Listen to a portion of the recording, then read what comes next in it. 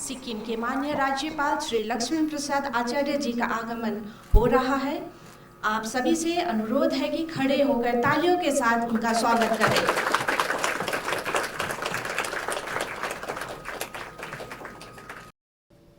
सूचना एवं प्रसारण मन्त्रालय अन्तर्गत 3वटा मिडिया इकाइ दूरदर्शन, आकाशवाणी र पिआइबी गान्तोकले संयुक्त रूपमा 30 अप्रेलको दिन यहाँको राजभवनमा प्रधानमन्त्रीको मन की बातको 100औं श्रृङ्खलाको विशेष प्रसारणको व्यवस्था गरेको थियो। यस अवसरमा सिक्किमका राज्यपाल श्री लक्ष्मण प्रसाद आचार्य मुख्य अतिथिको रूपमा उपस्थित हुनुहुन्थ्यो। उहाँलाई सूचना एवं जनसम्पर्क विभागका सचिव सुश्री नम्रता थापा, आकाशवाणी गान्तोकका निदेशक अभियान्त्रिकी श्री अवधेश्वर शाह, पिआइबी की उपनिदेशक सुश्री मोनिका र दूरदर्शन गान्तोकका उपनिदेशक अभियान्त्रिकी श्री नीरज कुमार पाण्डेले खदा अर्पण गरी पुष्पगुच्छा र स्मृति चिन्ह प्रदान गरेका थिए। कार्यक्रममा दूरदर्शन केन्द्र गान्तोकका उपनिदेशक अभियान्त्रिकी श्री नीरज कुमार पाण्डेले स्वागत भाषण राख्दै आफ्नो गरिमामय उपस्थिति दिएर कार्यक्रमको शोभा बढाइदिएकोमा राज्यपालप्रति आभार प्रकट गर्नुभयो। उहाँले भारतका प्रधानमन्त्री श्री नरेन्द्र मोदीको दूरदर्शी दृष्टिकोणको प्रशंसा गर्नुभयो, जसले भारतलाई विश्वव्यापी मञ्चमा अघि बढ्न बाटो प्रशस्त गरेको छ। उहाँले मन की बात मार्फत जनतासम्म पुग्ने प्रधानमन्त्रीको प्रयास एकदमै सराहनीय रहेको बताउनुभयो।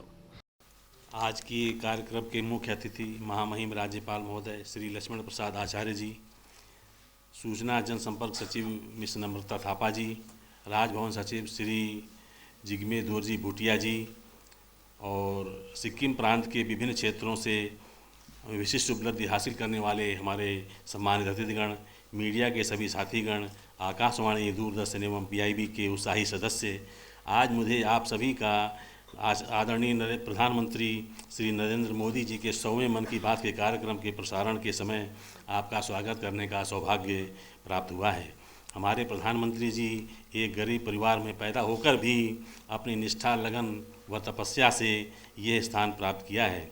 उनका जीवन पूरे विश्व के लिए एक प्रेरणा का स्रोत है। उन्होंने आर्थिक विकास के साथ साथ देश की संस्कृति व मानवीय मूल्यों की स्थापना हेतु अथिक प्रयास किया है।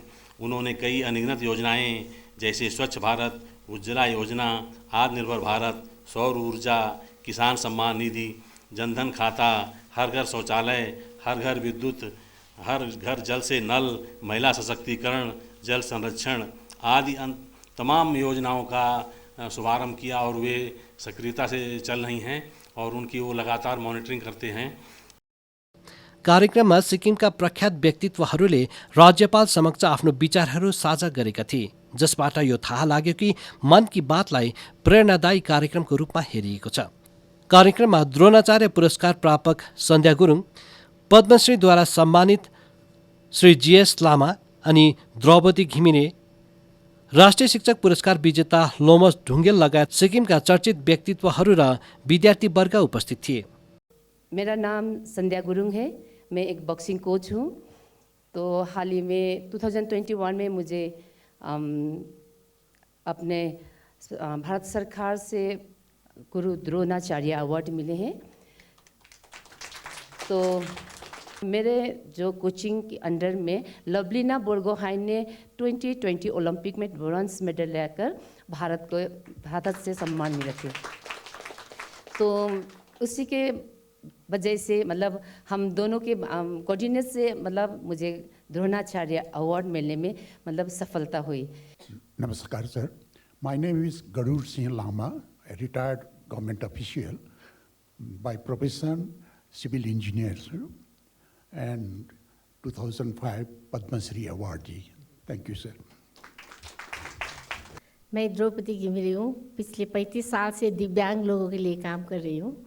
इससे पहले मैं भी आसाम राइफल में नर्सिंग थी, तो मेरा पिताजी का एक पैर एम्पुटेशन हो गया, तो मैंने आसाम राइफल रिज़ाइन करके गवर्नमेंट ऑफ सिक्किम में ज्वाइन कर लिया। उसी से सिक्किम में आज से 35 साल पहला या 30 साल पहला दिव्यांग लोगों के लिए कुछ भी नहीं था, जो आर्टिफिशियल लिम्स बनाते थे। तो मैं भगवान महावीर विकलांग साहित्य समिति जयपुर से जुड़ी हूँ।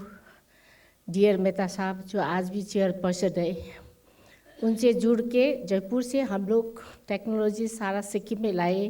और कुछ डॉक्टर्स थे, कुछ सिस्टर्स थे, एसटीएनएम का डॉक्टर सावित्री हमाल, डॉक्टर शशि प्रधान, डॉक्टर पेम्पा और कुछ टीचर्स लोग मिलकर हमने यहीं पे एक वर्कशॉप बना दिया।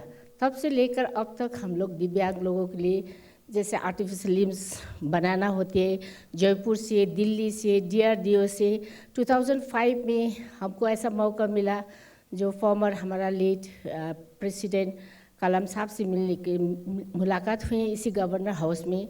तो उन्होंने देखा जो जयपुर फुट है वो बहुत भारी है, कम से कम 1 फुट का 5 किलोस है। तो उन्होंने बोला कि मैंने ऐसा FRO पोलियो पेशेंट के लिए तैयार किया है जो 500 ग्राम्स का है।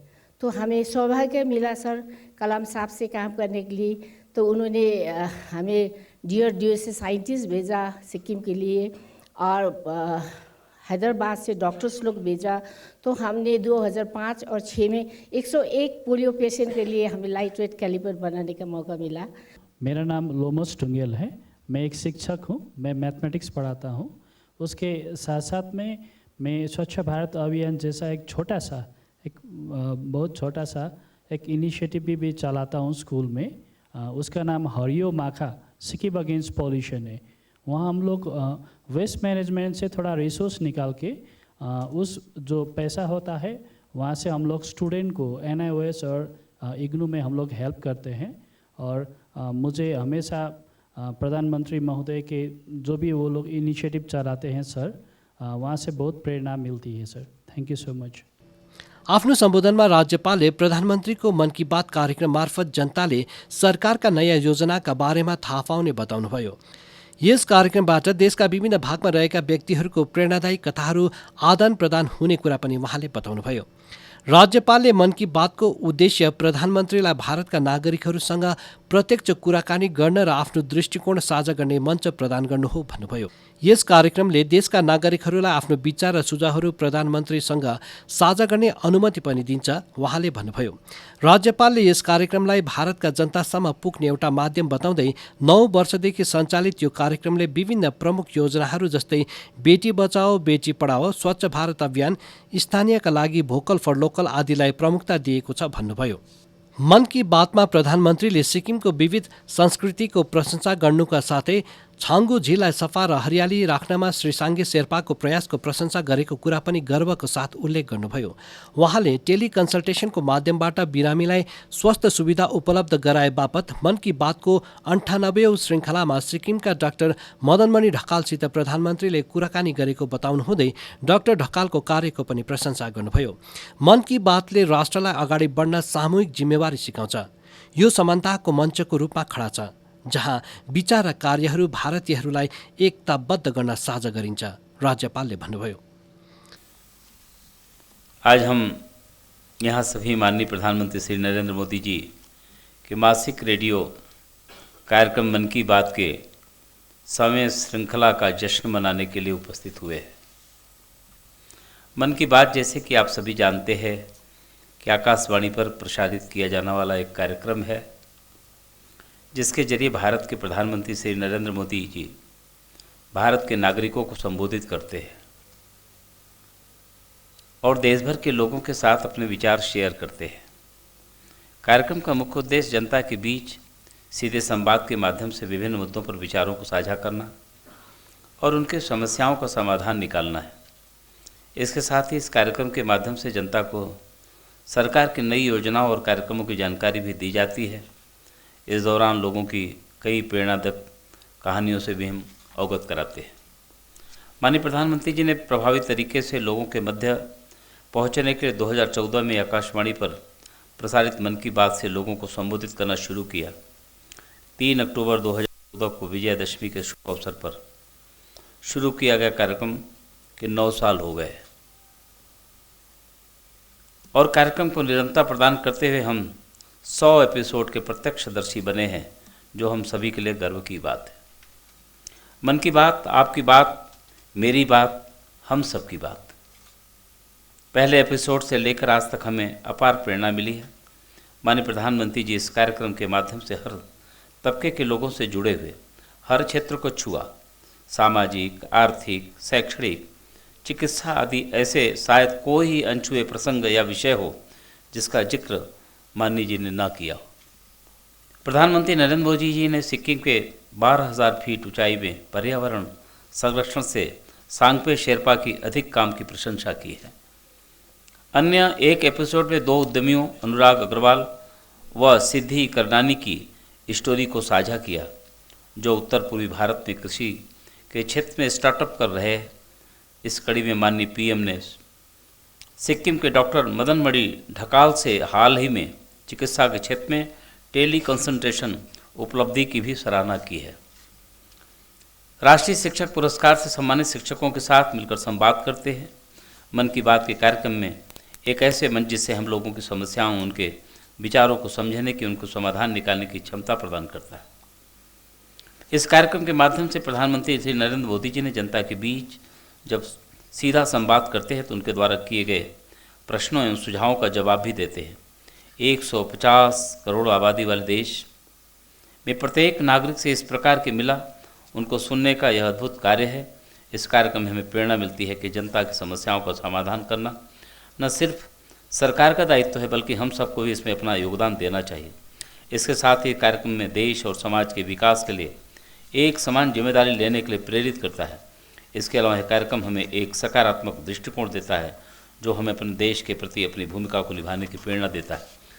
आज मेरे लिए यह गौरवान्वित पल है कि हमारे मध्य राज्य की कई सम्मानित व्यक्तियों की भी गरिमा में उपस्थिति है, जिन्होंने अपने उल्लेखनीय कार्य से के संबंध में माननीय प्रधानमंत्री जी से प्रत्यक्ष या आभासी तौर पर संवाद किया। हमारे मध्य द्रोणाचार्य पुरस्कार विजेता, पद्मश्री विजेता, राष्ट्रीय शिक्षक सम्मान से पुरस्कृत शिक्षक है।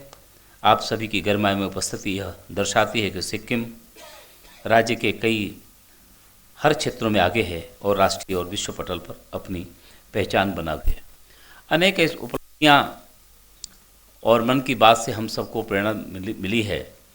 अब इस अवसर पर मैं आज के इस अवसर पर ऑल इंडिया रेडियो एवं PIB के प्रसारण एवं कार्यक्रम के आयोजन के लिए बधाई देता हूं और मैं आपको राजभवन में बुला करके आपको धन्य किया नहीं, आप भी हमारे यहाँ पधारे, मैं भी धन्य हुआ।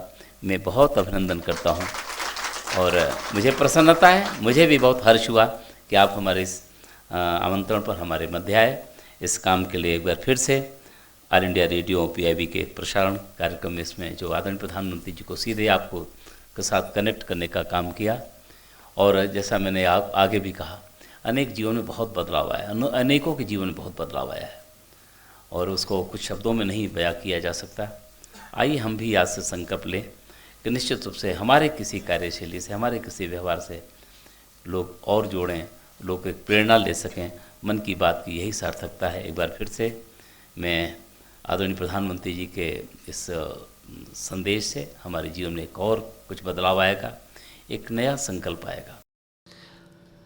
मन की बात कार्यक्रम स्वच्छ भारत, बेटी बचाओ बेटी पढाओ, जल संरक्षण, स्थानीयका लागि आवाज आदि जस्ता सामाजिक परिवर्तनको उत्पत्ति, माध्यम र प्रवर्तन भएको छ। कार्यक्रमले खादी, भारतीय खेलौना उद्योग, स्वास्थ्य, आयुष, अन्तरिक्ष इत्यादिमा स्टार्टअप जस्ता उद्योगहरूमा ठूलो प्रभाव पारेको छ। यसको नवीन र अद्वितीय अन्तर्क्रियात्मक प्रस्तुतिकरणको शैलीको साथ कार्यक्रमले सञ्चारको एक अद्वितीय प्रतिमानको रूपमा आफ्नो लागि एउटा स्थान बनाएको छ।